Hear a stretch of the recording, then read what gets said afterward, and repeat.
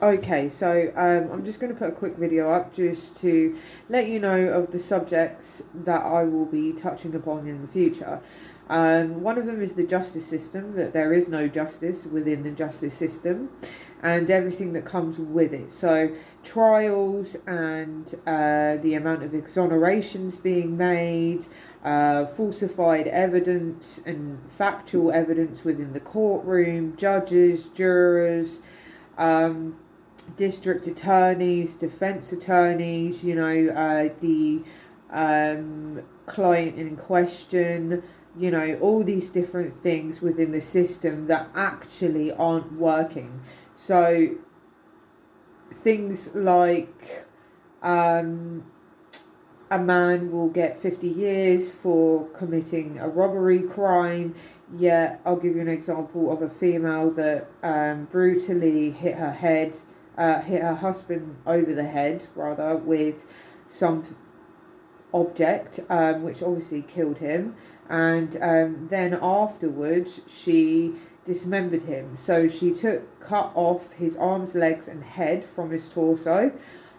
So when she was brought in, before the trial could start, she actually took a plea deal.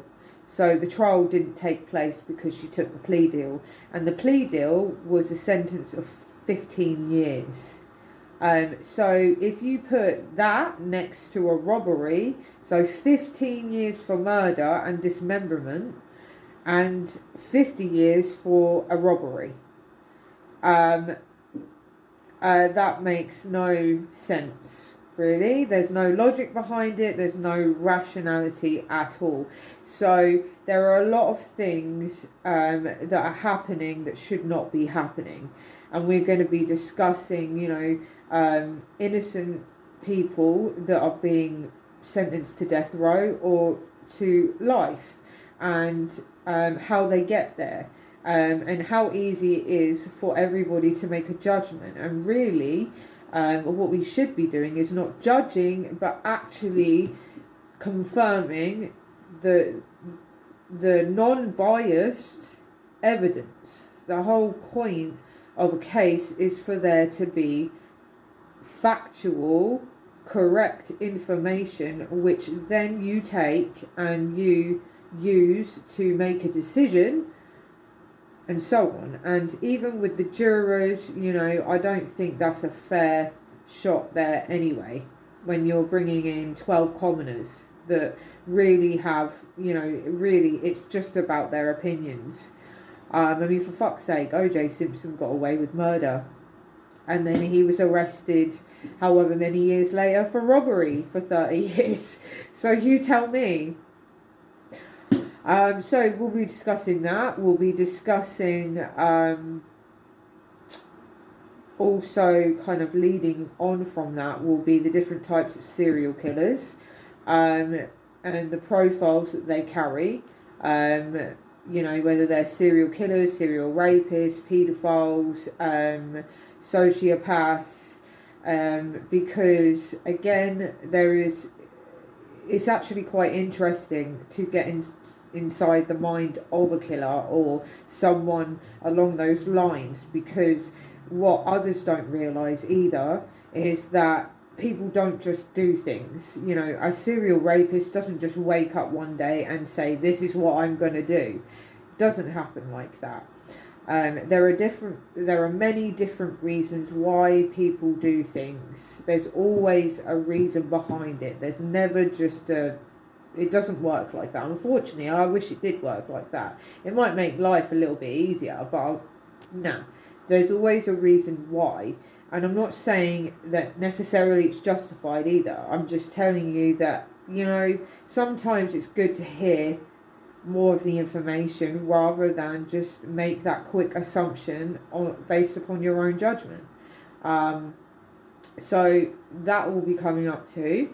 Also be talking about the NHS and the faults within,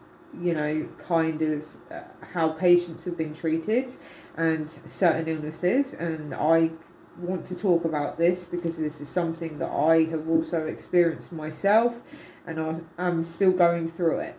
And it's not a nice place to be when you have an illness that you're going to have the rest of your life, and you see and experience the things that you do.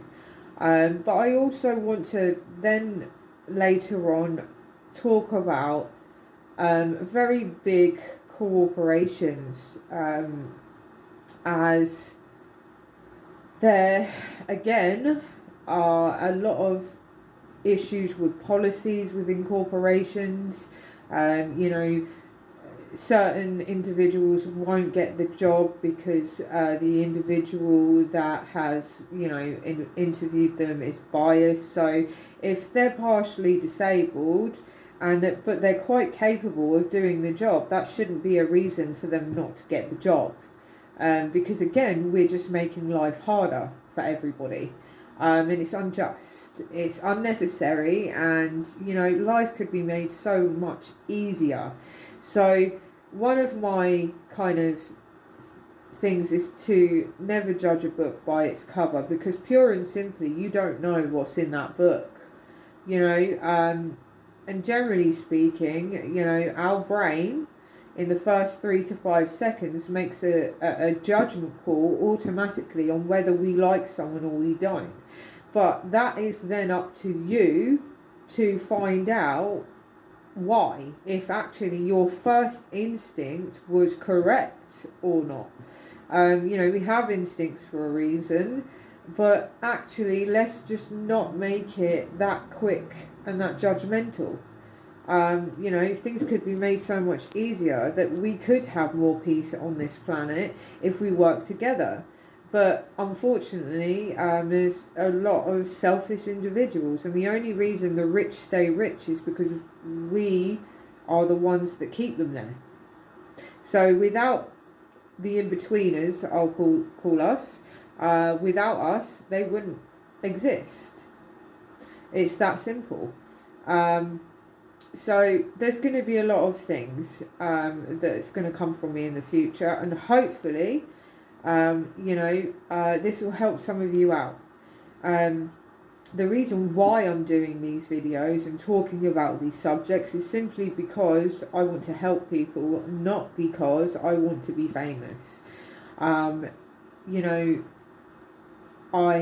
have seen a lot, heard a lot, and I've experienced at least 2 to 3 different lives within the life I've lived. And it's amazing how much, life can give you, but take from you at the same time. There's many wonders in the world, and I just would like to kind of give another perspective, so that actually, we do have a chance to realise that we can make a difference together. We can, just by merely thinking about something before we make the decision, that can make all the difference in the world. An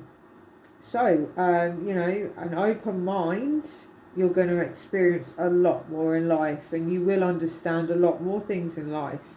But the more closed-minded you are, the less you're going to experience, and you're not going to understand. And that's what I've learned through going through all the trials and tribulations that I have. So I would just like to help others, really, and like I say, open book. And that's kind of what you're going to see from me in the future.